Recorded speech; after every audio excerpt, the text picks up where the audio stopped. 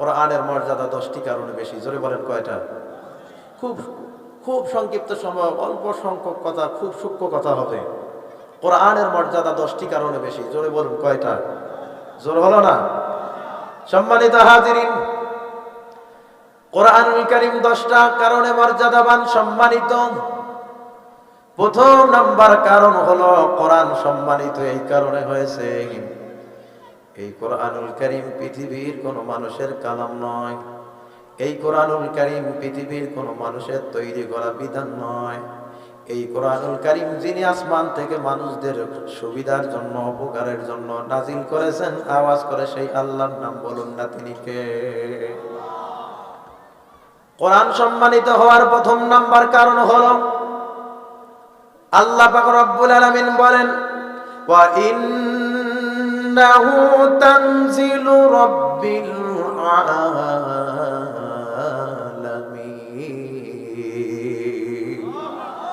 আল্লাহ পাক বলেন কোরআন সম্মানিত হওয়ার প্রথম নাম্বার কারণ হলো ইন্নাহু, আমার হাবিবের উপরে এই কোরআন নাজিল করেছি। রব্বিল আলামিন, বিশ্ব জাহানের প্রতিপালক আমি আল্লাহ আমার নবীর উপরে কোরআনুল কারীম নাজিল করেছি।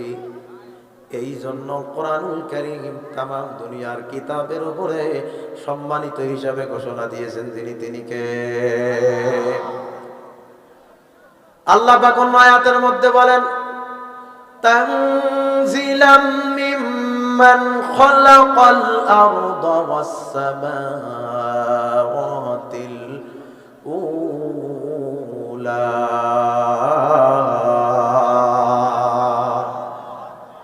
আল্লাহ বলেন যে সত্তা এই পৃথিবী এবং সুউচ্চ আকাশমণ্ডলী সৃষ্টি করেছেন, তার পক্ষ থেকে এই কিতাব নাজিল করা হয়েছে। আওয়াজ করুন, এই কিতাবের মালিক যিনি বলুন না, তিনি কে? যে কিতাবের মালিক আমার আল্লাহ রব্বুল আলামিন, সেই কিতাবকে যদি কোনো ব্যক্তি পৃথিবীর থেকে তুলে দিতে চায়, উঠিয়ে দিতে চায়, তারা উঠে দেওয়া দূরের কথা, তুলে দেওয়া দূরের কথা, তারাই দুনিয়া থেকে বিলীন হয়ে যাবে। ঠিক কিনা বলে? তাহলে কোরআনের 1 নাম্বার মর্যাদা হলো সম্মানিত হওয়ার। এই কোরআনুল কারীম একজন সৃষ্টি করেছেন, তৈরি করেছেন, নাজিল করেছেন, বলুন তিনি কে? এই কোরআন কেমন কিতাব! ও মুসলমান, একজন ওলির জীবনী পড়লাম। একজন গরিব মানুষ, তেমন কোনো টাকা পয়সা নাই, মানুষের বাড়িতে কাজ করে খায়। এই মানুষটা বাজারে গেছে বাজার করার জন্য, সারাদিনের পরিশ্রমের টাকা নিয়ে হঠাৎ করে মনের মধ্যে জাগ্রত হয়েছে, আমি আল্লাহর কোরআনটা কোনোদিনও দেখি নাই, হাত দিয়ে ধরি নাই। আল্লাহর কোরআনটা বাজারে যে এসে কোরআন যেখানে বিক্রি হয় সেই দোকানের সামনে গিয়ে দাঁড়াইছে। দাঁড়ার পরে দোকানওয়ালাকে বলছে, ভাই আমি সারাদিন পরিশ্রম করেছি বাজার করার জন্য, আমি বাজারের মধ্যে আসছি, কিন্তু আজকে আমার সারাদিনের পরিশ্রমের টাকা দিয়া আল্লাহর কোরআনুল কারীম কালাম কিনে আমি আমার বাড়িতে নিয়ে যাব। সারাদিনের পরিশ্রমের টাকা দিয়ে আল্লাহর কোরআন কেনার পরে যত্ন সহকারে মাথার মধ্যে নিয়ে বাড়ির মধ্যে রওনা হয়েছে। বিবিরে ডাক দিয়া বলে, বিবি খুব খুশির সংবাদ, আজকে তুমি মন খারাপ করিও না, রাতে আমাদের ঘরে আর কোনো খাবারের ব্যবস্থা হবে না। সারাদিনের পরিশ্রমের টাকা দিয়ে আমি বাজারে যেয়ে বাজার না করে আল্লাহর কোরআনুল কারীমটাকে মহব্বত করে কোড়ায় করে নিয়ে এসেছি। বিবি আল্লাহর কোরআন স্বামীর মাথার মধ্যে দেখার পরে ডাক দিয়ে বলল, ও প্রাণের স্বামী, আপনি এমন একটি কিতাব আমার ঘরের মধ্যে নিয়ে আসলেন। আমরা বর্তমান জমানার গরিব মানুষ, আল্লাহর কোরআন তো নিচে রাখা যায় না, আমাদের ঘরে কোরআন রাখার মতো কোনো জায়গা নাই। আপনি যান বাজারে আল্লাহর কোরআনুল কারীমটা আপনি ঘুরে দিয়ে আসেন। স্বামী ডাক দিয়া বলে, বিবিরে এত রাতে আমি যদি ফিরে যাই তাহলে আল্লাহর কোরআন তো আমি পাবো না, দোকান বন্ধ হয়ে গেছে, আগামীকালকে সকালবেলা চলে যাব। এখন সারা রাত্রি কি হবে, কোরআন রাখার জায়গা নাই। স্ত্রী ডাক দিয়া বলে, প্রাণের স্বামী, আপনি সারা রাতের অর্ধ রাত 2 ভাগ করে এক ভাগ রাত্রি আল্লাহর কোরআন খানা মাথার মধ্যে নিয়ে দাঁড়ায় থাকবেন, আর অর্ধরাত্রি আমি স্ত্রী দাঁড়ায় থাকবো। এইরকম করে স্বামী স্ত্রী দুজনে ফজর পর্যন্ত আল্লাহর কোরআন মাথার মধ্যে নিয়ে ঘরের মধ্যে দাঁড়ায় থাকলেন। সুবহানাল্লাহ। ফজরের আজান হয়ে গেল, স্ত্রী ওযু করে নামাজ আদায় করলেন, আবার স্ত্রীর হাতে কোরআন দিলেন। স্বামী ওযু করে সালাতুল ফজরের নামাজ আদায় করলেন। ডাক দিয়া বললেন, বিবি রে, এখন তো কোরআনুল কারীমটা আবার বাজারে দোকানে ফেরত দেওয়া লাগবে। ও বিবি, কোরআন তো পড়তে পারি না, কোরআন তো পড়তে পারি না। হাদিস শরীফের মধ্যে আসছে, আল্লাহর হাবিব ডাক দিয়া বলে, ও মা, তুমি কোরআন পড়তে পারো না, কোরআনের দিকে যদি তাকায়া থাকো, তাকার কারণেও আমার আল্লাহ তোমার জিন্দেগীর গুনাহগুলো মাফ করে দিয়া দিবে। আল্লাহর বান্দা মহিলা ডাক দিয়া বলে, বাজারে দাও। স্বামী বলে, না না, একটু আমাকে পড়ার সুযোগ দাও, আমি আল্লাহর কোরআনুল কারীমটা তেলাওয়াত করতে চাই। কিন্তু আল্লাহর বান্দা তেলাওয়াত করতে পারে না। স্বামী স্ত্রী আল্লাহর কোরআন খানা দুইখানা মেলায়া পাতা খুলিয়া দুইজনে চোখ মিলায়া প্রত্যেকটা পাতায় পাতায় দেখে, মুখ নাড়া দেয়, কিন্তু পড়তে পারে না। আল্লাহর কোরআনের প্রত্যেকটা পাতায় পাতায় লেখা ভেসে আসছে, হাযা কালামু রাব্বি, আমি হলাম আমার রবের কালাম। আওয়াজ করে বলা যায় নাকি আল্লাহু আকবার? দুহাত তুলে বলেন না আল্লাহু আকবার। ও মুসলমান ইমানদার, এবার স্বামী ডাক দিয়া বলে, বিবি রে, কোরআন এতক্ষণ বেলা থাকলাম, কি শিখলা, কি পাইলাম? এবার স্ত্রী ডাক দিয়া বলে, স্বামী, এতক্ষণ কোরআনটা আমরা দুইজনে যে নাড়াচাড়া করেছি, আমি কোরআন কি বুঝছি, আমি অটোমেটিক আল্লাহ পাকের রহমতে আল্লাহর পুরা কোরআনুল কারীম খানা 30 পারা আমার কলবের মধ্যে ধারণ করে ফেলেছি। এবার স্বামী ডাক দিয়া বলে, বিবি রে, আল্লাহর কালাম নাড়াচাড়া করার কারণে আমার আগে কোনো উস্তাদ ছিল না, আল্লাহর কোরআনকে মহব্বত করার কারণে রে বিবি, পুরা কোরআন শরীফটা আমার আল্লাহ এই মুহূর্তে আমার কলবের মধ্যে ধারণ করার তৌফিক দিয়া দিলেন। সুবহানাল্লাহ। এই জন্য আওয়াজ করে বলবেন, পৃথিবীর সব মানুষ যা পারে না, একজন পারে। আওয়াজ করে বলা যায় নাকি তিনি কে? তাহলে কোরআন সম্মানিত হওয়ার প্রথম নাম্বার যে কারণটি হলো, রে দুনিয়াবাসী, আল্লাহ পাক বলেন, এই কোরআন আমি নাজিল করেছি, এই জন্য এই কোরআন আমি আল্লাহর কাছে অধিক সম্মানিত। আওয়াজ করে বলেন সুবহানাল্লাহ। 2 নম্বরে, এই কোরআনুল কারীমটা হলো একটা মুজিজা। সুবহানাল্লাহ বলেন। এই কোরআনুল কারীমটা একটা হলো মুজিজা। কেমন মুজিজা? এই কোরআনটা একটা মানুষ যখন নিজের জীবন বিধান হিসেবে মেনে নেবে, তার জীবনটা ভালো চলবে। এই কোরআন দিয়া যখন একটা মানুষ তার পরিবারটা পরিচালনা করবে, তার পরিবারটা রহমত প্রাপ্ত হবে। এই কোরআন দিয়া যখন একটা মানুষ সমাজের মানুষগুলোকে দাওয়াত দিবে, সমাজটা রহমত প্রাপ্ত হবে। এই কোরআন দিয়া দেশের সংসদ যখন চালু হবে, এই কোরআন দিয়া দেশের মানুষগুলো যখন নিয়ম কানুন মেনে রাজনীতি করবে, বন্টন করবে, এই কোরআন মানার কারণে পুরা দেশটারে রহমত দিয়া ভরপুর করে দিবেন। একজন বলুন না তিনি কে? আরেকবার জোরে বলুন, কে? এটা হলো আল্লাহর কোরআনের 2 নাম্বার মুজিজা। কেমন মুজিজা? পৃথিবীর বইগুলোর দিকে আপনি তাকায় দেখবেন, দুনিয়াবাসী, সমস্ত বইগুলোর মধ্যে ভুল পাওয়া যায়, সমস্ত বইগুলোর পরিবর্তন হয়, ভাষার পরিবর্তন হয়, যে জবরের পরিবর্তন হয়, কিন্তু আল্লাহর কোরআনের এমন মুজিজা আজ থেকে 1500 বছর আগে যেমন ছিল, ঠিক বর্তমান 2025 সালেও তেমন আছে, কিয়ামত পর্যন্ত তেমনই থাকবে। এটাই হলো আমার আল্লাহর কোরআনের বড় মুজিজা। সুবহানাল্লাহ। সর্বশ্রেষ্ঠ মুজিজা হলো এই, আল্লাহ পাক রব্বুল আলামিন সূরাতুল বাকারার 23 নম্বর আয়াতে কারীমার মধ্যে বলেন, আমার সঙ্গে বলুন, ওয়া ইন কুনতুম ফি রাইবিম মিম্মা নাযালনা আলা আবদিনা ফাআতু বিসূরাতিম মিন মিসলিহি ওয়াদউ শুহাদাআকুম মিন দুনিল্লাহি ইন কুনতুম সাদিকিন।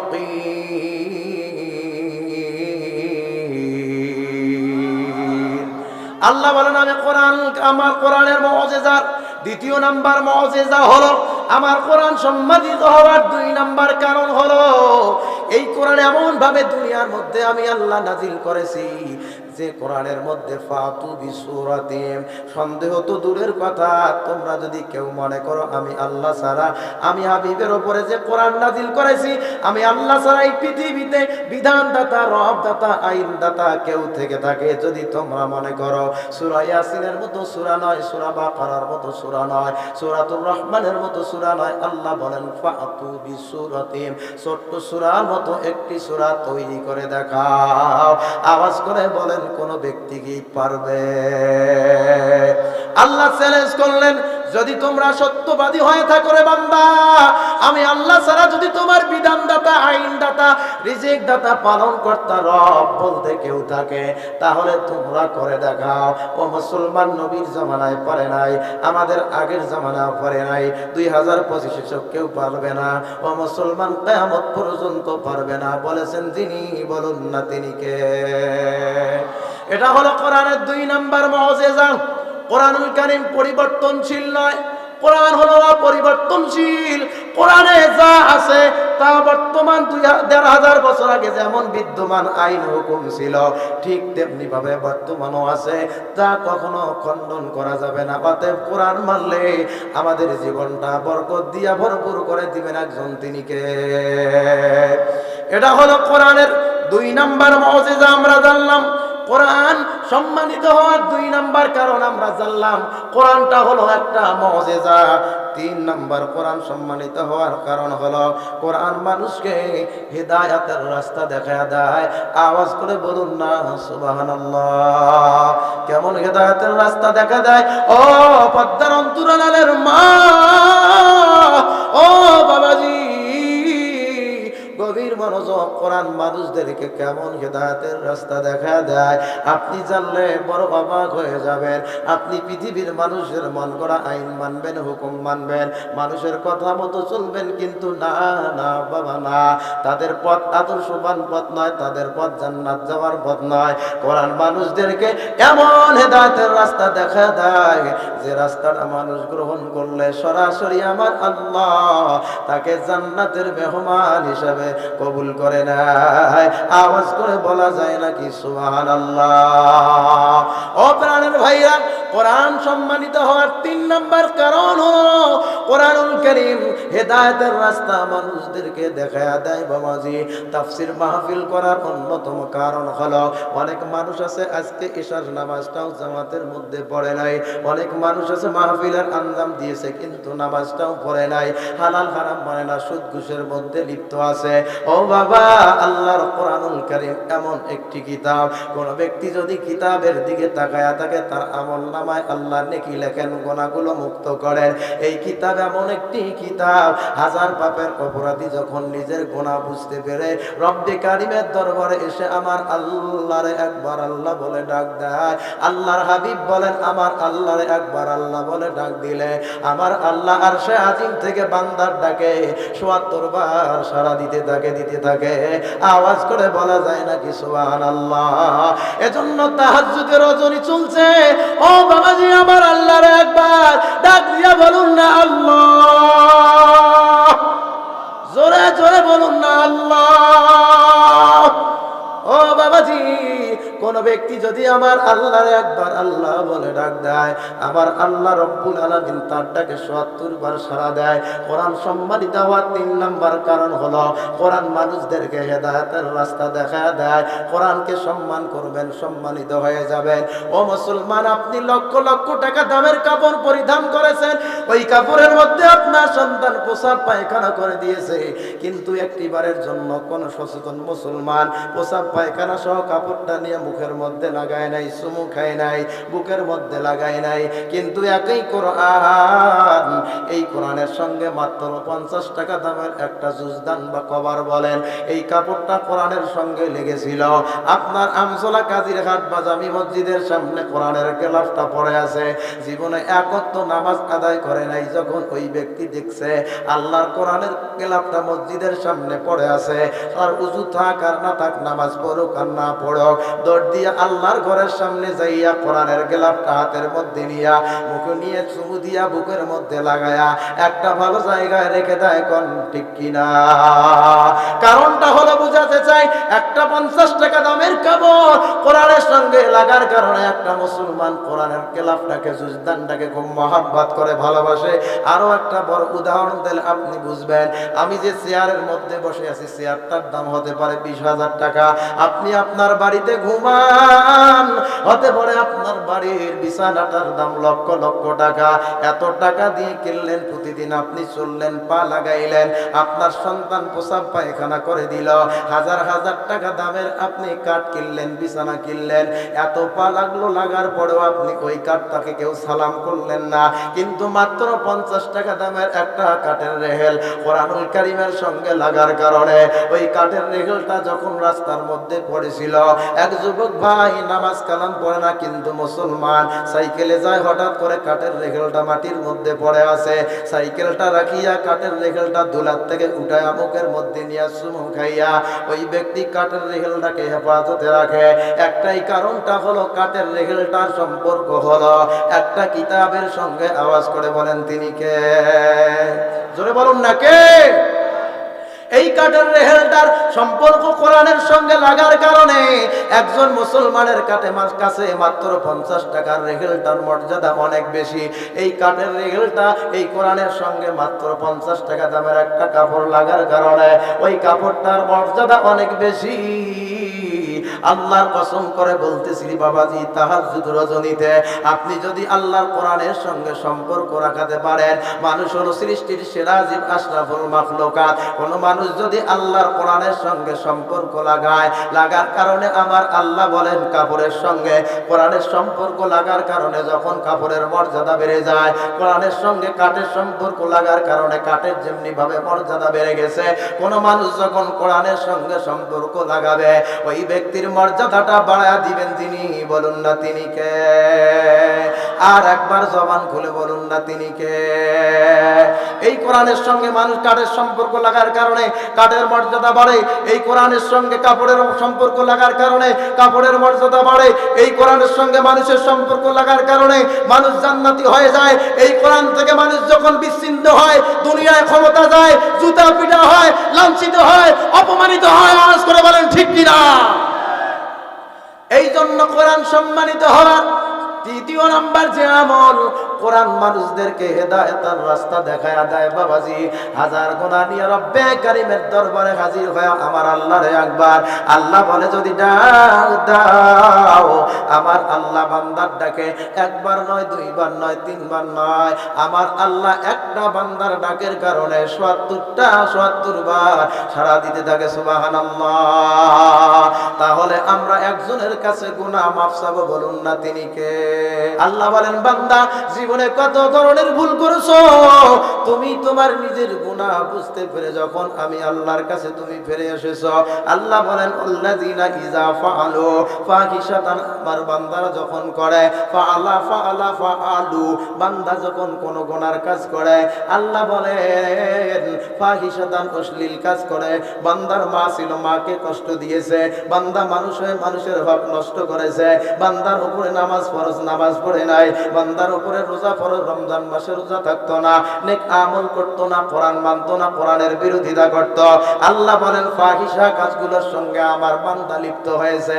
আল্লাহ বলেন আও যালামু আনফুসাহুম, বান্দা নিজের নফসের উপরে জুলুম করেছে, বান্দার উপরে নামাজ ফরজ পড়ে নাই, নফসের উপরে জুলুম করেছে, বান্দার উপরে রোজা ফরজ, রোজা থাকে নাই, নফসের উপরে জুলুম করেছে, বান্দার উপরে হজ ফরজ সমর্থ ছিল করে নাই, নফসের উপরে জুলুম করেছে, বান্দা মানুষের হক নষ্ট করেছে, নফসের উপরে জুলুম করেছে। আল্লাহ বলেন আও যালামু আনফুসাহুম, নফসের উপরে জুলুম করেছে। আল্লাহ ডাক দিয়া বলে রে ও গুনাহগার বান্দা, আও যালামু আনফুসাহুম, হাজার অপরাধ নিয়ে যখন আমি আল্লাহরে একবার আল্লাহ বলে ডাক দাও, আল্লাহ বলেন যাকারুল্লাহ,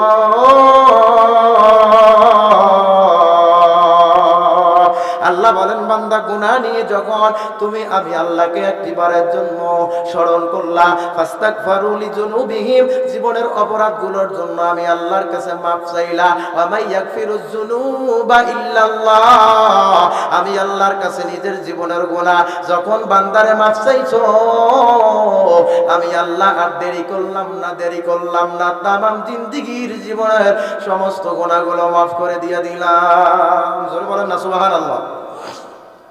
তাহলে কোরআন সম্মানিত হওয়ার 3 নাম্বার কারণ হলো কোরআন মানুষদেরকে হেদায়েতের রাস্তা দেখিয়ে দেয়। আদেশ করেছেন, বলেছেন যিনি, বলুন না তিনি কে? আল্লাহর হাবিবের জামানায় নবীজির জীবনে মোট ছোট বড় 27টি যুদ্ধ সংগঠিত হয়েছে। আল্লাহর হাবিব সাল্লাল্লাহু আলাইহি ওয়াসাল্লাম মতার প্রান্তরে যুদ্ধ তৈরি হয়ে যাবে। আল্লাহ রাসূল সাল্লাল্লাহু আলাইহি ওয়াসাল্লাম তাবুকের যুদ্ধের সময় সাহাবায়ে কেরাম তৈরি করতেছেন, যুদ্ধ সংগঠিত হয়ে যাবে। সাহাবায়ে কেরাম যুদ্ধের ময়দানে যুদ্ধ করার জন্য যাবে। ও বাবাজি, ও পদ্মার অন্তরালের মা বোনেরা, আমি যেহেতু মুসাফির মানুষ, দীর্ঘ সফর করে আসছি, আমি একটু থাকতে চাই, আপনাদের সামনে কিছুক্ষণ কথা বলতে চাই। আপনারা কি থাকবেন? ও মুসলমান, আল্লাহর হাবিব তাবুকের যুদ্ধের সময় সেনাবাহিনী তৈরি করতেছেন, সাহাবায়ে কেরাম তৈরি করতেছেন। তারা যুদ্ধের ময়দানে জিহাদ করার জন্য তৈরি হচ্ছে, তারা যুদ্ধ করতে যাবে। আল্লাহর হাবিবের জলিলুল কদর একজন সাহাবী হযরত সাঈদ রাদিয়াল্লাহু তাআলা আনহু, আল্লাহর নবী সাঈদকে ডাক দিয়া বললেন, সাঈদ, তোমাকে যুদ্ধের ময়দানে যাওয়া লাগবে।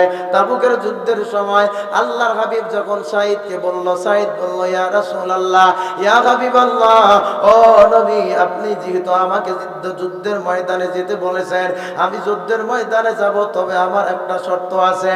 আমার স্ত্রী আছে, আমার সন্তান আছে, আমার পরিবার আছে, কিন্তু পুরুষ মানুষ বালক নাই, তারা আমার পরিবার দেখাশোনা করতে পারবে না।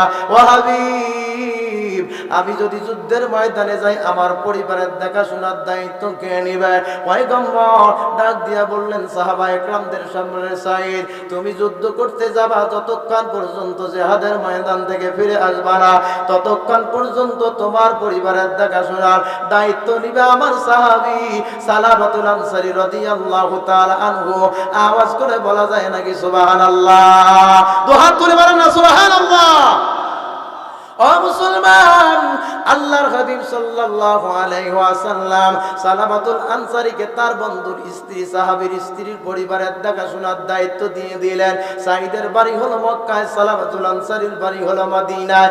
ও মুসলমান, হাদিস শরীফের মধ্যে আছে, সাঈদ যখন যুদ্ধের ময়দানে গেছে, ইতিমধ্যে সালাবাতুল আনসারী তার বন্ধুর পরিবারের দেখাশোনার দায়িত্ব নেয়। ওই মক্কায় যায়, মদিনায় যায়, বাজার করে নিয়ে আসে, তার বন্ধুর পরিবারের সন্তানদের খাওয়া দাওয়ার ব্যবস্থা করে। একদিন হঠাৎ করে সাঈদের স্ত্রী ঘর থেকে বাজার করার জন্য ব্যাগটা বের করে দিয়েছে।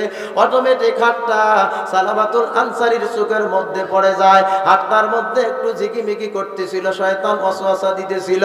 ইতিমধ্যে সালাবাতুল আনসারী রাদিয়াল্লাহু তাআলা আনহু, তিনি তার অন্তরের মধ্যে শয়তান ওয়াসওয়াসা দিতে লাগলো, বলল, ও সালাবা, তোমার বন্ধুর স্ত্রীর দেখাশোনার দায়িত্ব নিয়েছো, ঘরের মধ্যে তো যাও নাই, হাতটার দিকে তাকায়া দেখো, হাতটা কত সুন্দর, না জানি মানুষটা ভেতরে আরো কত সুন্দর। মুফাসসিরিনে কেরাম সবাই একমত, হযরত সালাবাতুল আনসারী অন্যায় করে নাই। ছোট্ট একটি অন্যায় হলো, শুধু সালাবাতুল আনসারী শয়তানের প্ররোচনায় পড়ে। সালাবাতুল আনসারী তার বন্ধুর স্ত্রী ওই মহিলার হাতটা একটু এই রকম করে ধরে ঘরের মধ্যে প্রবেশ করেছিল, অন্য জায়গায় হাত লাগায় নাই। ও বাবাজি, বর্তমান যুগে আপনি খেয়াল করে দেখবেন, লক্ষ্য করে দেখবেন যে দেবরকে বাঘের চাইতেও বেশি ভয় করা দরকার। যাদের সঙ্গে যে মহিলার বিবাহ করা যায়, তার সামনে বেড়াও না যায় এবং তার সঙ্গে হাত ধরে চলাও না যায়। আওয়াজ করে বলেন ঠিক কিনা? অনেক মহিলা আছে যারা নামাজ পড়ে, নেক আমল করে, আবার ভাসুরের সামনে খোলামেলা চলাফেরা করে, মাঝে মধ্যে হাতটা ধরিয়া আমাদের ওই দিকে ভিন্ন জগৎ আছে। আমি জানি না আপনাদের এই দিকে কি জগৎ আছে। দুলা ভাই আর শালি মার্কেটের মধ্যে ঘুরিয়া বেড়ায়। আওয়াজ করে বলুন ঠিক কিনা? ও মুসলমান, সালাবাতুল আনসারী বন্ধুর স্ত্রীর হাতটা যখন এইরকম করে একটু ধরছে, মুফাসসিরিন ইকরাম বলেন তার স্ত্রী, তার বন্ধুর স্ত্রী ছিল তাকওয়াবান, পরহেজগার, মুত্তাকি, পর্দানিশিনী মহিলা। তিনি তার চোখ দিয়া পানি ঝরা শুরু করে দিলেন। ওই মুহূর্তে সালাবার সামনে মাথাটা উঁচু করে আমার আল্লাহর ডাক দিয়া বললেন, মালিক আমি তো জীবনে ভুল করি নাই, না জানি কি অপরাধে আজকে এই ঘটনা হতে যাচ্ছে। আল্লাহ আপনি মানুষকে হেদায়েত দিতে পারেন, উপরে তুলতেও পারেন, আবার আল্লাহ আপনি তাকে নিচের মধ্যে নামায়া দিতে পারেন। আল্লাহ আজকে কি আমার সঙ্গে অন্যায় জুলুম হবে?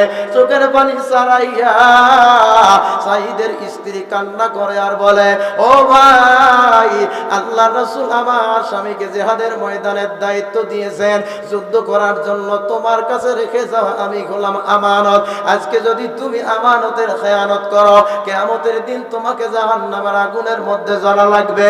আল্লাহ রাসূলের সাহাবী সাঈদ সালাবাতুল আনসারীকে ওই মহিলা এই রকম করে যখন বলছে, মাথাটা নিচু করে দুনিয়ার সুখগুলো ত্যাগ করে দিয়া চিন্তা করতে লাগলেন যে দুনিয়ার মুখে পড়ে একটু অন্যায় করব, হাজার হাজার বছর আমাকে জাহান্নামের আগুনের মধ্যে জ্বলা লাগবে। এই চিন্তা করে সালাবাতুল আনসারী তার বন্ধুর স্ত্রীর হাতটা ছেড়ে দিলেন। মুফাসসিরিন ইকরাম বলেন হাতটা ছেড়ে দিয়া সালাবাতুল আনসারী আমার রবের দরবারে কান্নাকাটি করে, আল্লাহর দরবারে কান্নাকাটি করে, আল্লাহর বলে, মালিক আল্লাহ আপনি বড় রহমান, আপনি বড় দয়ালু, আপনি বড় ক্ষমাশীল। এই রকম করে কান্না করে। তাবুকের যুদ্ধ শেষ হয়েছে, সাহাবা একরাম মসজিদে নববীতে ফিরে আসছে।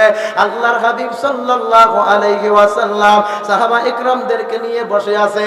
এবার সাঈদ রাদিয়াল্লাহু তাআলা আনহু নিজের বাড়ির মধ্যে চলে গেলেন। ঘরের মধ্যে যাওয়ার পর বিবিরে ডাক দিয়ে বললেন, বিবি আমি যে আমার বন্ধুকে দেখাশোনার, আমার পরিবারের দায়িত্ব দিয়েছিলাম, তোমাদের দেখাশোনার কথা ছিল, তোমাদের সঙ্গে কেমন আচরণ করেছে?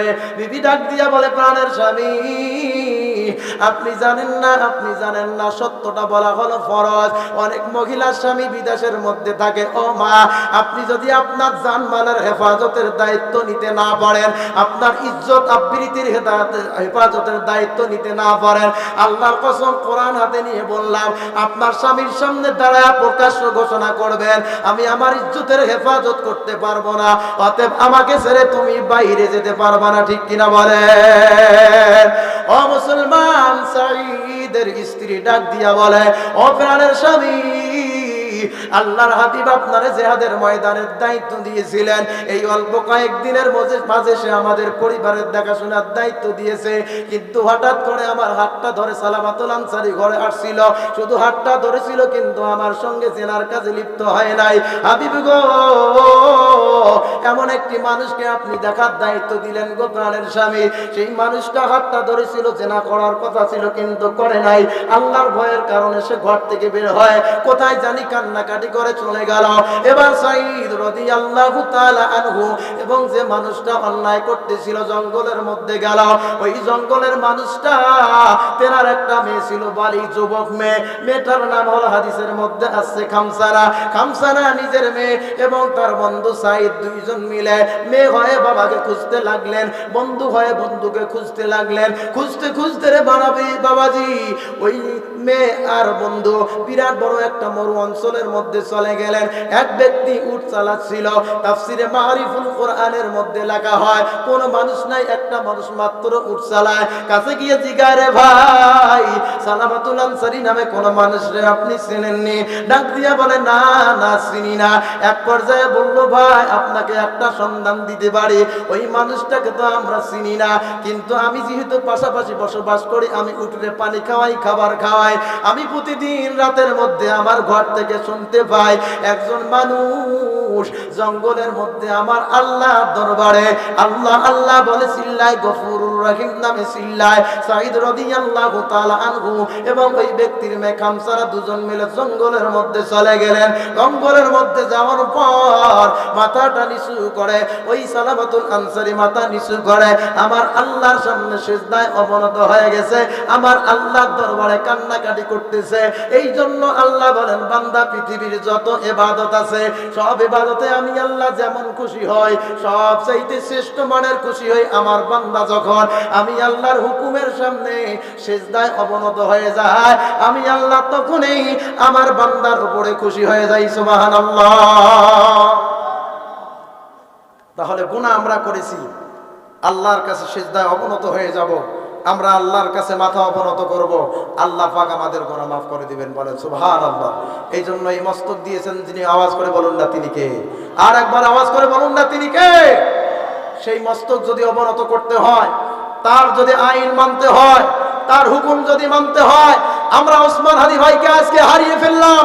আমাদের উপরে যারা জুলুম নির্যাতনের অত্যাচারের স্টিমরোলার চালাচ্ছে মুসলমান, আমরা তাদের জন্য সামনে আল্লাহর কোরআনের জন্য নিজের জীবন বিসর্জন দিয়ে নাস্তিক মুরতাদদের বিরুদ্ধে রুখে দাঁড়াবো। কারা কারা রাজি আছেন হাত তুলে আমার আল্লাহ তাআলাকে দেখায় দেন। আল্লাহ পাক কবুল করুন, বলেন আমিন। আমি কি কোনো দলের কথা বললাম? যারা আমাদের জনগণের বিরুদ্ধে, যারা আল্লাহর কোরআনের বিরুদ্ধে, প্রত্যেকটা মুসলমান আমরাও থাকবো তাদের বিরুদ্ধে। আওয়াজ করে বলুন ঠিক কিনা? এই জন্য হাজিরিন, সালাবাতুল আনসারীর কাছে যাইয়া বলে, ভাই চলো আমরা মক্কায় ফিরে যাই। মেয়ে ডাক দিয়া বলে, বাবাজি আপনি আজকে যে গুনাহ করেছেন আপনাকে আজকে ফিরে যাওয়া লাগবে, চলেন আমরা বাড়িতে যাই। সালাবাতুল আনসারী ডাক দিয়া বলে, না না, আমার গুনাহ তো আল্লাহ যতক্ষণ মাফ করবে না ততক্ষণ আমি ফিরে যাব না। এই কথা বলার সঙ্গে সঙ্গে সালাবাতুল আনসারী বলে, না। এক পর্যায়ে বন্ধু ছাড়ে না, নিজের মেয়েও ছাড়ে না। এক পর্যায়ে সালাবাতুল আনসারী ডাক দিয়া বলে, তোমরা যদি আমাকে আজকে এই জঙ্গল থেকে বের করে নিয়ে যাও তাহলে আমার হাতের মধ্যে রশি লাগাবা, পায়ের মধ্যে রশি লাগাবা। চোর চুরি করে ধরা পড়লে যেমনি ভাবে মানুষদের হাতে পায়ে রশি লাগায়, ঠিক তেমনি ভাবে আমার হাতে পায়ের মধ্যে রশি লাগায় আমাকে চোরের মতো টেনে টেনে নিয়ে যাও। আমার অপরাধের কারণে দুনিয়ার মানুষদের কাছে আমি লাঞ্ছিত হতে চাই, কিন্তু আমার আল্লাহ দরবারে অপমানিত হতে চাই না। এই কথা বলার পর পরে যখন সালাবাতুল আনসারী শুনে না, সালাবাতুল আনসারী হাতের মধ্যে রশি লাগাইয়া, পায়ের মধ্যে রশি লাগাইয়া চোরের মতো জঙ্গল থেকে বের করে নিয়ে যখন মক্কার দিকে নিয়ে আসতেছিল, সালাবাতুল আনসারী বলে, তোমরা আমাকে মক্কার দিকে নিয়ে যাবা না, মদিনার দিকে নিয়ে যাবা না, আমি ততক্ষণ পর্যন্ত আমার বাড়িতে ফিরবো না যতক্ষণ আমার আল্লাহ আমারে মাফ করবে না। আমার মন বলে, তোমরা যদি আমাকে আবু বকরের দরবারে নিয়ে যাও, আবু বকর আমার জীবনের গুনাহ মাফ করার ব্যবস্থা করে দিবেন। নিয়ে যাওয়া হলো আবু বকরের দরবার। ও বাবাজি, আবু বকরের দরবারে যাওয়ার পর আবু বকর সিদ্দিক রাদিয়াল্লাহু তাআলা আনহু তিনি গুনাহ শোনার পরে বললেন, যাও তোমার গুনাহ মাফ হবে না। এবার সালাবা ডাক দিয়া বলে, আবু বকর আমারে বিদায় করতে পারে। আমার মন বলে, আমি যদি হযরতে ওমরের দরবারে যাই, হযরতে ওমর আমার জীবনের গুনাহ মাফের ব্যবস্থা করে দিবেন। ওমরের দরবারে গেলেন রাগান্বিত সাহাবী, হযরতে ওমর ডাক দিয়া বলে, না তোমার গুনাহ মাফ হবে না। চলে গেলেন হযরতে ওসমানের দরবারে, হযরতে আলীর দরবারে। সব সাহাবা ইকরাম আল্লাহর হাবিবের সাহাবীকে বিদায় করে দিল। সালাবা ডাক দিয়া বলে, আমাকে আবু বকর, ওমর, ওসমান, আলী বিদায় করতে পারে। আমার মন বলে, আমি যদি রাহমাতুল লিল আলামিনের দরবারে যাই, গেলে পরে নবীজি আমার গুনাহ মাফের ব্যবস্থা করে দিবেন।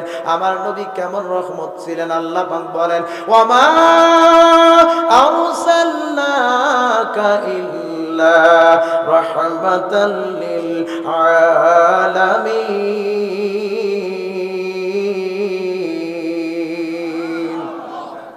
আল্লাহ বলেন, ও পয়গম্বর আপনি হলেন তামাম দুনিয়ার মানুষদের জন্য, মাখলুকের জন্য রহমত। এবার সালাবা বলে, আমাকে সবাই বিদায় করলো, আমি যদি রাহমাতুল লিল আলামিনের দরবারে যাই, আল্লাহর হাবিব আমার জীবনের গুনাহ মাফের ব্যবস্থা করে দিবেন। আল্লাহর হাবিবের কাছে গেলেন, আল্লাহর হাবিব তেনার গুনাহ শোনার পরে ডাক দিয়া বললেন, সালাবা তোমার গুনাহ আমার আল্লাহ মাফ করবে না, আমার সামন থেকে তুমি বিদায় নিয়ে চলে যাও। সালাবাতুল আনসারীকে এই কথা যখন বলেছে, তার নিজের মেয়েটা বাবার রশিটা হাত থেকে ছেড়ে দিল আর বলল, আল্লাহ যেহেতু সবাই বিদায় করলো, নবীজিও বিদায় করলো, আমার বাবা যে অপরাধ করেছে যেহেতু তার দুনিয়ায় মাফ হবে না, আমি খামসানা আজকে সবার সামনে ঘোষণা দিলাম, যতদিন আমার বাবারে আমার আল্লাহ মাফ করবে না, ততদিন পর্যন্ত মেয়ে হওয়ার পরেও আমার বাবাকে কোনোদিনও একটিবারের জন্য আর আব্বা বলে ডাক দিব না। ও বাবাজি, ও পদ্মার অন্তরালাদের মা বোনেরা, সালাবাতুল আনসারীকে যখন বিদায় করে দিল, আবার সালাবাতুল আনসারী আগের নাই ওই জঙ্গলের মধ্যে যাইয়া রব্বে কারিমের দরবারে কান্নাকাটি করা শুরু করে দিল। আমার আল্লাহর অন্তরের মধ্যে লেগে গেল, ও মানুষ আপনি জানেন না আমার আল্লাহ বলেন, লিমা খলাকতু বিয়াদাইয়া আস্তাকবারতা কুনতা মিনাল আলিন।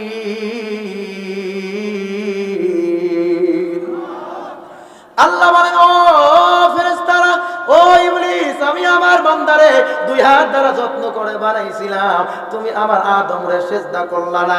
একটা হুকুম না মানার কারণে আদম খারাপ হয়ে গেল, কাফের হয়ে গেল। আল্লাহ বান্দা উম্মতে মুহাম্মাদির জন্য অফার দিয়ে দিলেন, ইবলিস একটা হুকুম না মেনে কাফের হয়েছে, তুমি হাজার অপরাধ করেছো, আমি আল্লাহর কাছে শুধু মাফ চাও, আমি আল্লাহ তোমার জীবনের অপরাধগুলো মাফ করে দিয়ে দিব। সুবহানাল্লাহ। আগের নাই আবার জঙ্গলের মধ্যে যাইয়া কান্নাকাটি করা শুরু করলেন।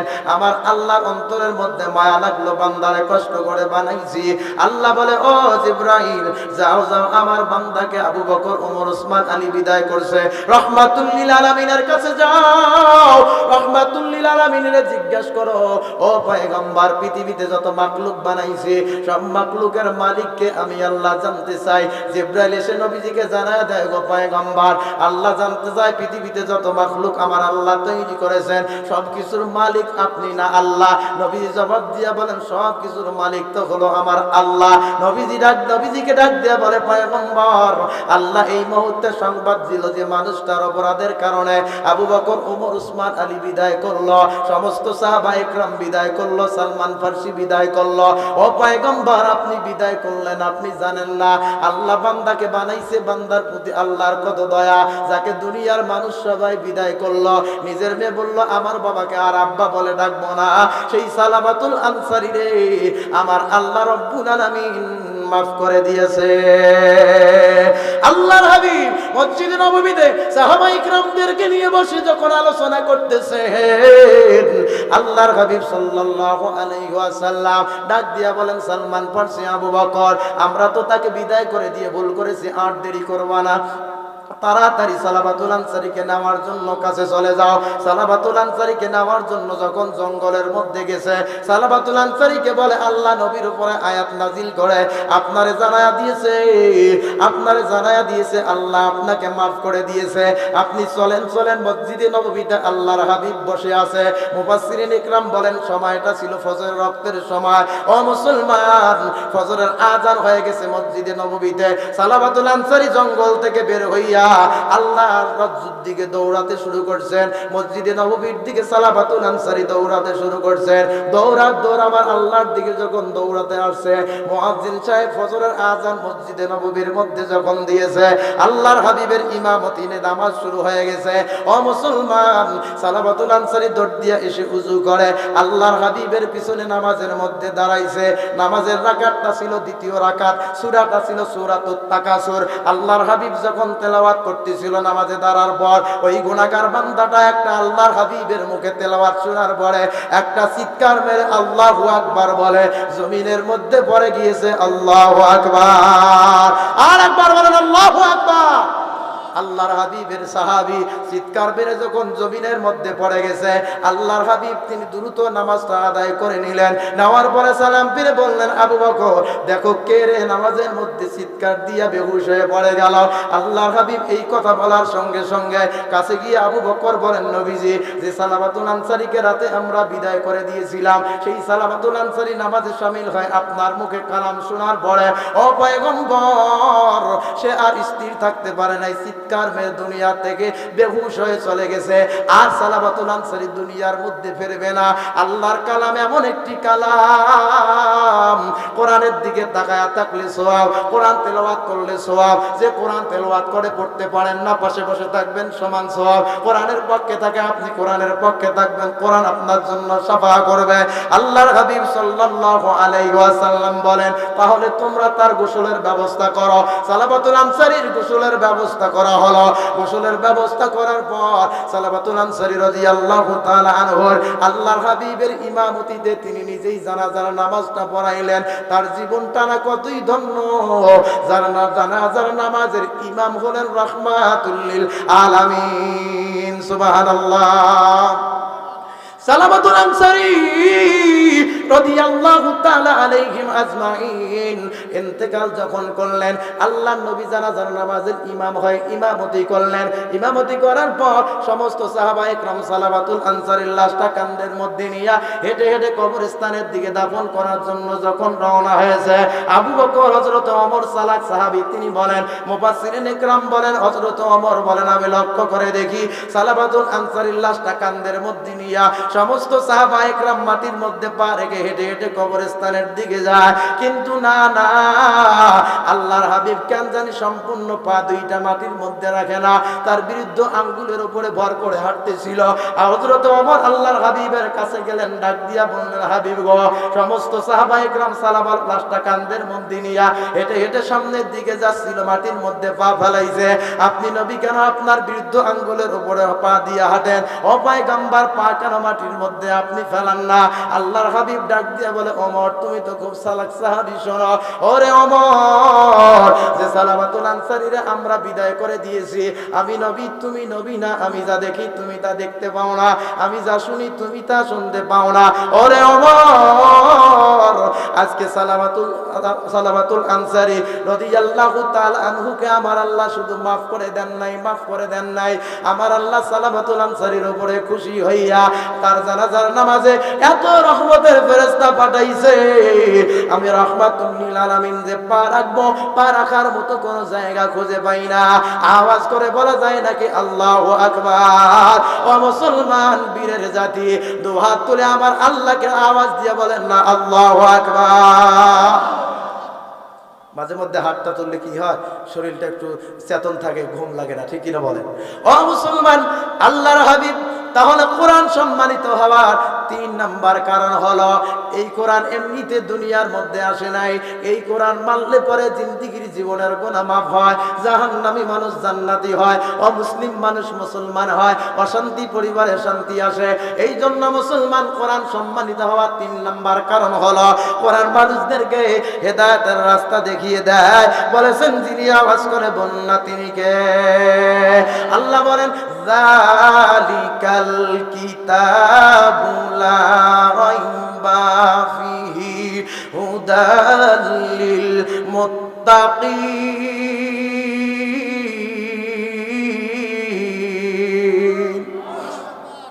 আল্লাহ বলেন এটা এমন একটি কিতাব যে কিতাবের মধ্যে কোনো সন্দেহের অবকাশ নাই, এমন একটি কিতাব যে কিতাবটা হলো সম্পূর্ণ মুমিনদের জন্য পথ প্রদর্শক, হেদায়েতের রাস্তা।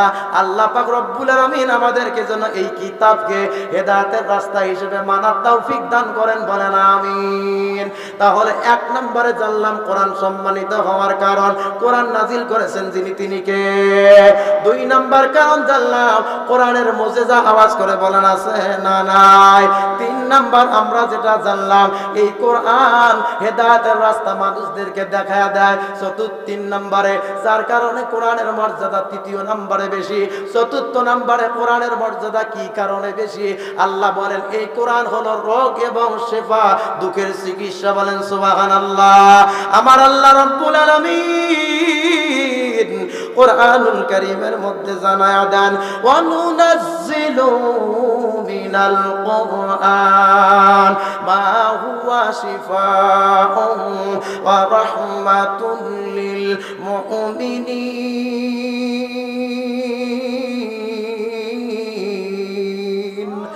আল্লাহ পাক রব্বুল আলামিন বলেন কোরআন সম্মানিত হওয়ার 4 নম্বর কারণ হলো, এই কোরআন হলো আমার আল্লাহ মানুষদের উপর, নবীর উপরে নাজিল করেছেন মানুষদের জন্য। এই কোরআন হলো মুমিনদের জন্য সুচিকিৎসা, রহমত।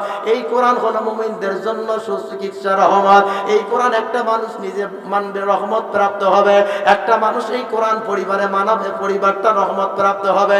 সমাজের মানুষ মানবে, সমাজের মানুষ রহমত প্রাপ্ত হবে। এই কোরআনটা দেশের মানুষ মানবে, দেশের মানুষ রহমত প্রাপ্ত হবে। এই কোরআনটা দেশের নেতাগুলো মানবে, তারা রহমত প্রাপ্ত হবে। এই কোরআন প্রত্যেকটা পদে পদে যারা মুমিন হবে, এই কিতাবটাকে কোনো ব্যক্তি যখন জীবন বিধান হিসাবে মেনে নিবে, এই কিতাব মানার কারণে ওই ব্যক্তিগুলোকে সম্মানিত করবেন যিনি, বলেন না তিনি কে?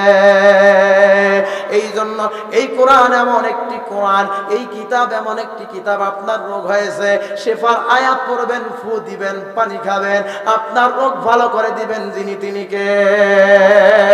আল্লাহ কোরআনের কেমন কারিশমা।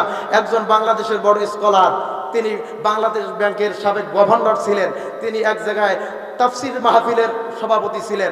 একজন ভালো ইসলামী আলোচক, একজন বৃদ্ধ মানুষ, তেনার নামটা এই মুহূর্তে আমার মনে নাই, তিনি সেদিন আলোচনা করতে যেয়ে বলছিলেন, কোনো ব্যক্তি যদি সূরাতুল আনআমের এই 17 নম্বর আয়াতটি ফরজ নামাজের পরে তেলাওয়াত করে, আল্লাহ পাক তার উপরে যত বিপদ আপদ বালা মুসিবত আসবে, যত রোগ আসবে, সবগুলো থেকে আল্লাহ তাকে হেফাজত করে নেবেন। সুবহানাল্লাহ বলেন।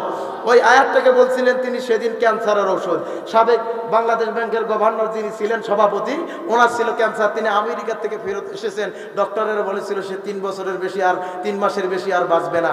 এই কথা যখন তাকে বলেছিলেন, তিনি শোনার পরে ওই মাওলানা মুফতি সাহেব ওই মাহফিলের মঞ্চে বলেছিলেন যে আপনি যদি সূরাতুল আনআমের 17 নম্বর আয়াতে কারিমা এই শেফার আয়াতটি তেলাওয়াত করেন, করলে পরে আমার আল্লাহ আপনাকে ক্যান্সার থেকেও হেফাজত করতে পারেন। সুবহানাল্লাহ বলেন। তেনাকে শিখাই দেওয়া হয়েছিল প্রত্যেক ফরজ সালাতের পরে আপনি 3 বার করে তেলাওয়াত করুন।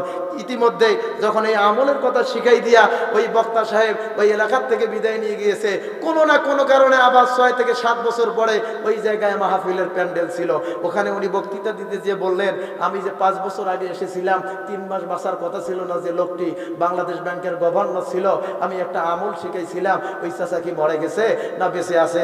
ওই চাচা পাশে বসে বলতেছিল, হুজুর, যে ডাক্তার আমাকে বলছিল আমার ক্যান্সার হয়েছে, 3 মাসের বেশি বাঁচবো না, আপনি আমাকে যখন বললেন সূরাতুল আনআমের 17 নম্বর আয়াত প্রত্যেক ফরজ সালাতের পরে 3 বার করে প্রতিনিয়ত তিলাওয়াত করার জন্য, আমি তখন থেকে নিয়ে শুরু করে এখন পর্যন্ত তিলাওয়াত করেছি ওষুধ ছাড়াই। আমার মন বলে কোরআনের আয়াতের কারণে আজ থেকে 6 বছর বেঁচে আছি। সুবহানাল্লাহ বলে। এটা হলো কোরআনের মুজিজা, এটা হলো কোরআনের মুজিজা। এজন্য আল্লাহ পাক বলেন, ওয়া ইয়ামসাসকাল্লাহু বিদুররিন ফালা কাশিফা লাহু ইল্লা হুয়া ওয়া ইয়ামসাসকা বিখাইরিন ফাহুয়া আলা কুল্লি শাইইন কাদির। জোরে বলেন আল্লাহু আকবার। আল্লাহ পাক বলেন সূরাতুল আনআমের 17 নম্বর আয়াত, আয়াতটা নোট করে নেবেন। সূরাতুল আনআমের 17 নম্বর আয়াত, আল্লাহ বলেন, ওয়া ইয়ামসাসকাল্লাহু বিদুররিন ফালা কাশিফা লাহু ইল্লা হুয়া। আমি আল্লাহ যদি কারো ক্ষতি করতে চাই, কেউ তার ভালো করতে পারে না। ওয়া ইয়ামসাসকা বিখাইরিন, আর আমি আল্লাহ যার ভালো করতে চাই, কেউ তার ক্ষতি করতে পারে না। এই জন্য পৃথিবীর সমস্ত মানুষ যদি আল্লাহর কোরআনকে দুনিয়ার থেকে বিলীন করতে চায়, তারা বিলীন করা তো দূরের কথা, নিজে ক্ষতিগ্রস্ত হবে। কারণ ক্ষতি আর ভালো একজনের হুকুমে হতে পারে, তিনি কে? পৃথিবীর সমস্ত বন্দুক পিস্তুল মুসলমানের সামনে হারায়া যাবে, আমার আল্লাহ যদি চায় আমার দিনকে জমিনের মধ্যে বিজয় করব। পথ করে তামাম দুনিয়ায় লা ইলাহা ইল্লাল্লাহর পতাকা উদিত হবে। আমরা নবীর উম্মত বেঁচে থাকতে আমরা কারা কারা কালেমার পতাকা দেখতে চাই? হাত তুলে আমার আল্লাহ তাআলাকে দেখায়া দেন।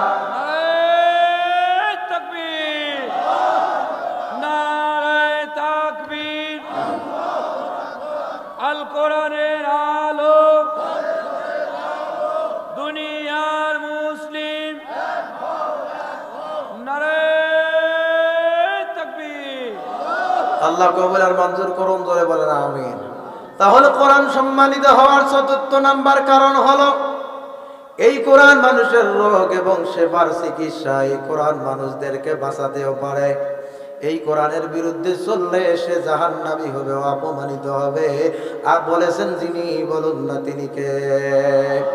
এবার কোরআন সম্মানিত হওয়ার ৫ম নাম্বার কারণ হলো আল্লাহর হাবিব বলেন, এই কোরআন এমন একটি কিতাব, আজকে সবার দিকে এই কিতাবটা সাক্ষ্য দিতেছে, দেখতেছে কারা কারা কোরআনের পক্ষে হাত নাড়া দেন, কারা কারা কোরআনের কথা শুনে সুবহানাল্লাহ আলহামদুলিল্লাহ ঠিক আর বেঠিকের আওয়াজ দেন। আমার আল্লাহর কোরআনুল কারীমটা দেখতেছে। এই কোরআনকে আপনি মনে করেন কাগজের কিতাব, না না, এই কোরআনটা এমন একটি কিতাব, আমার আল্লাহ পাক এই কিতাবটাকে কিয়ামতের দিন জিন্দা মানুষের মতো জবান খুলে দিবেন। আওয়াজ করে বলেন না সুবহানাল্লাহ। এই কোরআন এমন একটি কিতাব, আল্লাহর হাবিব বলেন কোরআন সম্মানিত হওয়ার ৫ম নাম্বার কারণ হলো এই কোরআন কিয়ামতের দিন প্রত্যেকটা মানুষের জন্য আল্লাহর দরবারে সুপারিশ করবে, শাফা করবে। ইকরাউল কোরআন, আল্লাহ বলেন বান্দা কোরআন তোমরা পড়ো, তেলাওয়াত করো। ফা ইন্না ইয়াতি ইয়াউমাল কিয়ামাতি শাফিআন লি আসহাবিহি, আল্লাহর নবী বলেন কোরআন তোমরা তেলাওয়াত করো, কোরআন তোমরা পড়ো। কোরআন পড়তে পারো না, কোরআনওয়ালা মানুষগুলোর সোহবতে থাকো। কোরআন পড়তে পারো না, কোরআনওয়ালা মানুষগুলোকে মহাব্বত করো, ভালোবাসো। কোরআনওয়ালা মানুষগুলোর দিকে একটু তাকায় থাকো, কোরআনটা বুকে নিয়ে মাঝে মধ্যে বসে থাকো, আল্লাহর কোরআনের দিকে তাকাও। এই কোরআনকে আমার আল্লাহ প্রাণ দিবেন কিয়ামতের দিন, যে এই কোরআনকে মহাব্বত করবে, ভালোবাসবে। এই কোরআনকে মহাব্বত করার কারণে কোরআন আল্লাহর দরবারে সুপারিশ করবে। এই কোরআন দাঁড়িয়ে যে আল্লাহরে বলবে, আল্লাহ ইকরাউল কোরআন, আমাকে ওই ব্যক্তি তেলাওয়াত করতো, পড়তো, মহাব্বত করতো, কোরআনের জন্য দান করতো, সাদাকাত করতো, দুনিয়ার সুখ শান্তি বাদ দিয়া আমি আল্লাহ আমি কোরআনকে মহাব্বত করতো। আজকে আমি কোরআনের জবান খুলে গেছে, আমি সাক্ষ্য দিলাম, ও আল্লাহ আপনি এই ব্যক্তিকে জান্নাতের মেহমান বানায় দেন। সুবহানাল্লাহ। এজন্য কোরআন সম্মানিত হওয়ার পঞ্চম নাম্বার যে কারণ হলো কিয়ামতের দিন শাফাআত করবেন আমাদের জন্য, যার কারণে কোরআন হলো আমাদের কাছে সম্মানিত। ষষ্ঠ নম্বরে কোরআন হলো সর্বোত্তম বাণী। বাবাজি কেমন সর্বোত্তম বাণী?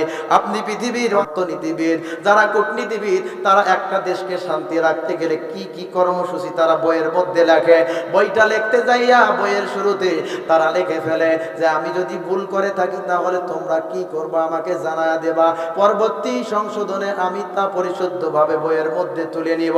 কিন্তু আমার আল্লাহর কোরআন সম্মানিত হওয়ার ষষ্ঠম নাম্বার কারণ হলো কোরআন এমন সর্বোত্তম বাণী যে কোরআনুল কারীম এমন একটি কিতাব, সেখানে ভুল হওয়া তো দূরের কথা, জের জবর নোক্তা ভুল হওয়া তো দূরের কথা, সুকুন ভুল হওয়া তো দূরের কথা, একটা নোক্তা পর্যন্ত ভুল নাই। বলেন সুবহানাল্লাহ। পৃথিবীর সমস্ত বৈজ্ঞানিকেরা, সমস্ত রাজনীতিবিদরা, সমস্ত সমাজবিদরা, অর্থনীতিবিদরা, কূটনীতিবিদরা, যারা দেশ নিয়ে ভাবে, চিন্তা করে, মানুষকে বাঁচাতে চায়, তারা নিজের মন গড়া কথা বলে। তারা ভুল লিখেছে, শুরুতে তারা ভুলের জন্য ক্ষমা চায়। আমার আল্লাহ কোরআন লিখতে যাইয়া নিজে কোরআনুল কারীমের শুরুতে আমার আল্লাহ নিজের প্রশংসা লিখে শুরু করলেন। বলুন আলহামদুলিল্লাহি রাব্বিল আলামিন।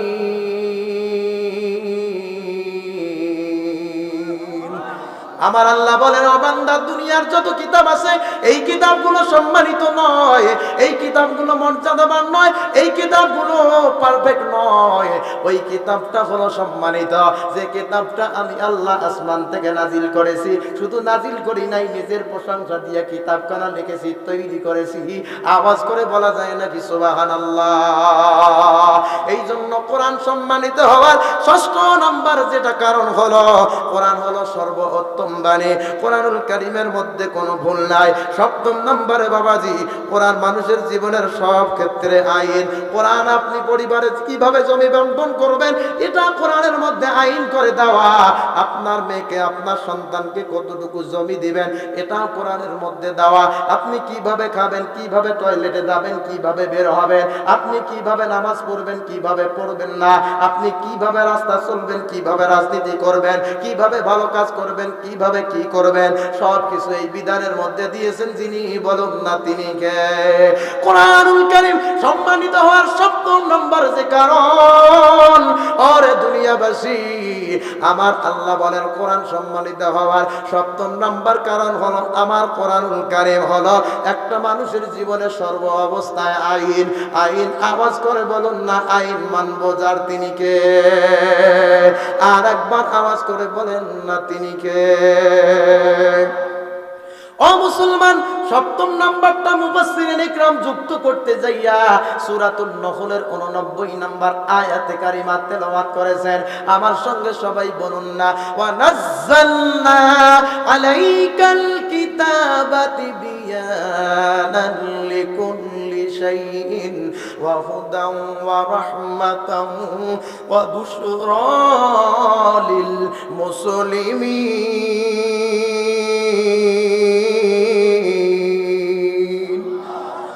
আল্লাহ বলেন কোরআন সম্মানিত হওয়ার সপ্তম নাম্বার কারণ হলো ওয়ানাজ্জালনা আলাইকাল কিতাবা তিবয়ানাল লিকুল্লি শাই। ও হাবিব আমার, আপনার উপরে যে কিতাবখানা আমি নাজিল করেছি তিবয়ানাল লিকুল্লি শাই, যা সব জিনিস পরিষ্কারভাবে তুলে ধরে। কেমন একজন স্বামী স্ত্রীর সঙ্গে কেমন আচরণ করবে, একজন স্ত্রী স্বামীর সঙ্গে কেমন আচরণ করবে, একজন মা বাবা সন্তানাদির সঙ্গে কেমন আচরণ করবে, একজন সন্তানাদি মা বাবার সঙ্গে কেমন আচরণ করবে, মসজিদের ইমাম মুক্তাদির সঙ্গে কেমন আচরণ করবে, মুক্তাদি ইমামের সঙ্গে কেমন আচরণ করবে, দেশের সরকার জনগণের সঙ্গে কেমন আচরণ করবে, জনগণ তার সরকারের সঙ্গে কেমন আচরণ করবে, ইমাম মুক্তাদি, মুক্তাদি ইমাম, মা বাবা সন্তান সন্ততি, অর্থাৎ পৃথিবীর যত কিছু মাখলুক আছে সমস্ত মাখলুক কার সঙ্গে কি রকম আচরণ করবে। আল্লাহ বলেন তিবিয়ানাল লিকুল্লি শাইইন, সব জিনিস আমি আল্লাহ বাকি রাখি নাই, যা কোরআনের মধ্যে রেকর্ড করে দিয়া উম্মতে মুহাম্মাদের হেদায়েতের জন্য আমার নবীর উপরে নাজিল করেছি। সুবহানাল্লাহ। আল্লাহ বলেন আহুদাম, এই কোরআন তাদের জন্য পথ প্রদর্শক। এই কোরআন দিয়ে যারা রাষ্ট্র পরিচালনা করবে, পরিবার পরিচালনা করবে, সমাজ পরিচালনা করবে, নিজের জীবন পরিচালনা করবে, সব কিছু পরিচালনা করবে। ওরে দুনিয়াবাসী, আল্লাহ বলেন ওয়া বুশরা লিল মুসলিমিন। আমার আল্লাহ পাক রব্বুল আলামিন বলেন যারা কোরআনকে পরিপূর্ণভাবে মেনে নিবে, এই কোরআন তাদের জন্য হলো শুভ সংবাদ। কেমন শুভ সংবাদ? আল্লাহ বলেন আমি আল্লাহ তাকে জান্নাতের সর্বশ্রেষ্ঠ জান্নাত, জান্নাতুল ফিরদাউসের মালিক বানায় দেব। সুবহানাল্লাহ। এই আয়াতের মুজিজা কেমন, এই সূরাতুন নহলের মুজিজা কেমন, তাফসিরে মাজহারির বর্ণনায় এসেছে। আল্লামা কাজী সানাউল্লাহ পানিপতি রহমাতুল্লাহ আলাইহি তিনি কিতাবের মধ্যে লেখেন হযরত আলী রাদিয়াল্লাহু তাআলা আনহুর শাসনামলে হযরতে আলী যখন মদিনা পরিচালনা করেন, তার সময় কোনো জেলখানা ছিল না। আবু বকর, ওমর, ওসমানের সময় কোনো জেলখানা ছিল না। কেন ছিল না? তখন ছিল কোরআনের সমাজ। কোরআনের সমাজ থাকার কারণে হযরতে আবু বকরের সময় মানুষ খুন খারাপি করে নাই, হযরতে ওমরের সময় খুন খারাপি করে নাই। কোরআনের সমাজ থাকার কারণে হযরতে আলীর জামানায় খুন খারাপি ছিল না। সেই কোরআন এখনো আওয়াজ করে বলেন আছে না নাই? সেই কোরআনকে যদি আমরা জায়গা মতো নিতে পারি, দল দেখে নয়, সে জামাত হতে পারে, বিএমপি হতে পারে, অন্য অন্য দল হতে পারে, যে দল হোক না কেন, কোন দল দেখে নয়, কোন দল দেখে নয়, কোরআনওয়ালা মানুষদেরকে দেখে সমর্থন দেওয়া লাগবে। ঠিক কিনা বলে? ও মুসলমান বাবাজি, আমি বলতেছিলাম কোরআন সম্মানিত হওয়ার সপ্তম নাম্বার কারণ হলো সূরাতুন নহলের 89 নাম্বার আয়াতের তাফসীর আমি আপনাদেরকে বোঝাতে চাই। তাফসীরে মাজহারির বর্ণনায় আল্লামা কাজী সানাউল্লাহ পানিপতি রহমাতুল্লাহ আলাইহি তিনি বলেন সিরিয়া থেকে 27 জন যুবক হযরতে আলীর দরবারে আসছে দেখার জন্য।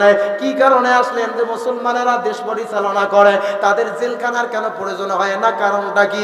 অমুসলিম 27 জন গভর্নর হযরতে আলীর দরবারে আসছে, আলীর কাছে মসজিদে নববীতে এসে হযরতে আলীর কাছে বসে গেছে। হযরতে আলী তার বাড়ির দাসকে ডাক দিয়ে বললেন, দাস রে দাস, আমার বাড়িতে মিশর সিরিয়ার থেকে 27 জন গভর্নর চলে এসেছে, এখন কি করা যায়? তাদের তো মেহমানদারি করা লাগবে। যাও যাও মদিনার বাজারে যাইয়া তুমি কিছু উটের দুধ নিয়ে আসো, যেই দুধ দিয়ে আমি মেহমানদারি করব। তৎকালীন জমানায় সবচেয়ে উৎকৃষ্ট মানের খাবার ছিল উটের দুধ। আওয়াজ করে বলুন না সুবহানাল্লাহ। বৈজ্ঞানিকেরা তারা ডাক দিয়ে বলে, ও দুনিয়াবাসী তোমরা শোনো, দুধ একটা এমন পুষ্টিকর জিনিস, একটা মানুষ জন্মের পর থেকে নিয়ে শুরু করে মৃত্যুর আগ পর্যন্ত যদি শুধু দুধ পান করে, পৃথিবীর কোনো খাওয়া লাগবে না, অটোমেটিক আল্লাহর রহমতের বরকতে পৃথিবীতে বেঁচে থাকার শক্তি লাভ করবে। সুবহানাল্লাহ। হযরতে আলী ডাক দিয়া বলেন, দাস তুমি তাড়াতাড়ি মদিনার বাজারে যাও, 27 জন গভর্নর এসেছে, তাদের মেহমানদারি করা লাগবে।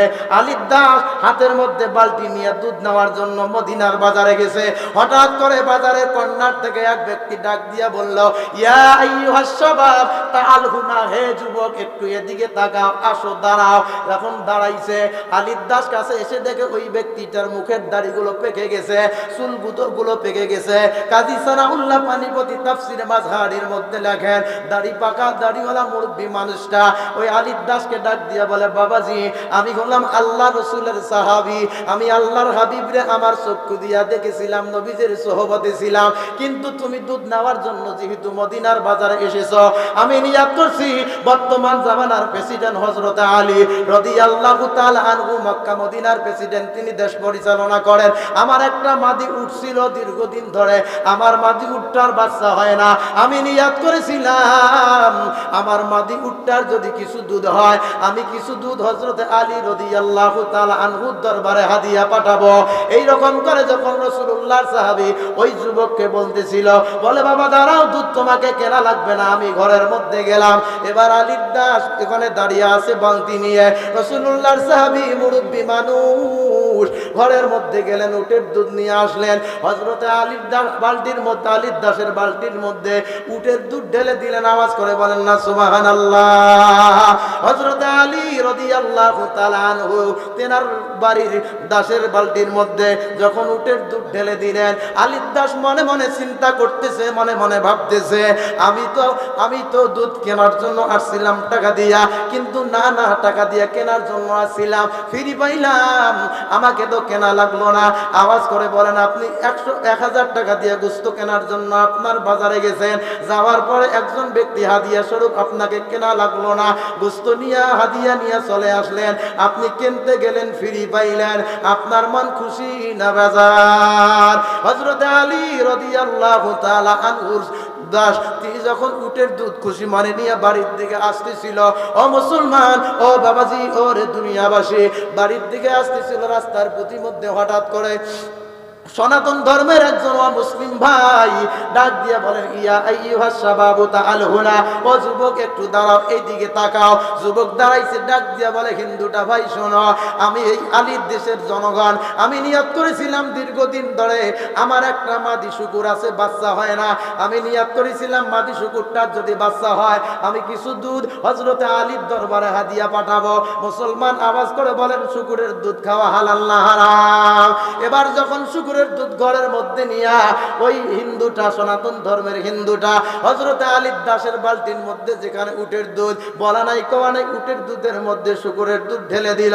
হযরত আলীর দুধের বালতির মধ্যে উটের দুধ শুকুরের দুধ মিশ্রিত হলো। আওয়াজ করে বলবেন, পুরা বালতিটা হালাল দিয়া ভর্তি, কিন্তু এক ফোঁটা সুই পরিমাণ নাপাকি লাগছে। এই হালাল খাবার কি মুসলমানের খাওয়া জায়েজ আছে? এই রকম করে যখন উটের দুধ আর শুকুরের দুধ একই বালতির মধ্যে তৈরি হয়ে গেল, লেগে গেল, আলীর দাস চক্ষু দিয়া পানি ঝরাতে লাগলেন, কান্না করতে করতে আলীর দরবারে গেলেন। সলাতুজ জোহরের আজান হয়ে গেল, মসজিদে নববীর সামনে হযরত আলীর দাস দাঁড়ায় আছে, কান্নাকাটি করে। হযরত আলী কাছে এসে দেখে, বাবাজি কান্না করো কেন? বলে, হুজুর আমি আপনার দাস দুধ কেনার জন্য মদিনার বাজারে গিয়েছিলাম, কিন্তু ফ্রি দুধ নিয়ে যখন ফিরে আসতেছিলাম, সনাতন ধর্মের একজন হিন্দু ভাই তিনি কিছু শুকুরের দুধ এনে বালতির মধ্যে দিল, এখন এই বালতির মধ্যে উটের দুধ আর শুকুরের দুধ মিশ্রিত আছে, মেহমানের কিভাবে আজকে আপনি মেহমানদারি করবেন? আলী ডাক দিয়ে বলে, রে দাস, আর কান্না করবা না, কান্না করবা না, একটু ধৈর্য ধারণ করো, আমার আকাশে যে মেহমানরা আছে তাদেরকে সঙ্গে নিয়ে সলাতুজ জোহরের নামাজের পরে যে বালতির মধ্যে উটের দুধ আর শুকুরের দুধ আছে, আল্লাহর কোরআন দিয়া 2 ভাগ করব, বলেন সুবহানাল্লাহ। ও মুসলমান, আমি বলতেছিলাম কোরআন সম্মানিত হওয়ার 7ম নাম্বার কারণ হলো এই কোরআনের আইন সর্বহালতে সব সময় মানার দরকার আছে না নাই? 7ম নাম্বারে কোরআন সম্মানিত হওয়ার কারণ হলো এই কোরআনুল কারীম অন্তরের মধ্যে প্রশান্তি এনে দেয়। পৃথিবীর মানুষের সঙ্গে কথা বলবেন, মজা পাবেন না, পৃথিবীর মানুষের কাছে ভুল করবেন, মজা পাবেন না। আল্লাহর কোরআনুল কারীম যখন আপনি তেলাওয়াত করবেন, অটোমেটিক আপনার হৃদয়টা নরম হয়ে যাবে, আপনার মনেই বলে দিবে, তুমি দুনিয়ার সাধারণ মানুষদের সঙ্গে কথা বলছো না রে বান্দা, আমি প্রত্যেকটা হরফে হরফের ফাঁকে ফাঁকে আমি আল্লাহ দাঁড়িয়ে থেকে তোমার কথাগুলোর জবাব দিচ্ছি এবং শুনছি। এই কোরআন তোমার জন্য শাফাআতকারী হয়ে যাবে, সুবহানাল্লাহ। কোরআন সম্মানিত হওয়ার 7ম নাম্বার, 8ম নাম্বার যে কারণ হলো কোরআন তেলাওয়াত করবেন, অন্তরে প্রশান্তি আসবে। আল্লাহ সূরা রাদের মধ্যে বলেন, আলা বিযিকিরিল্লাহি তাতমাইন্নুল কুলুব।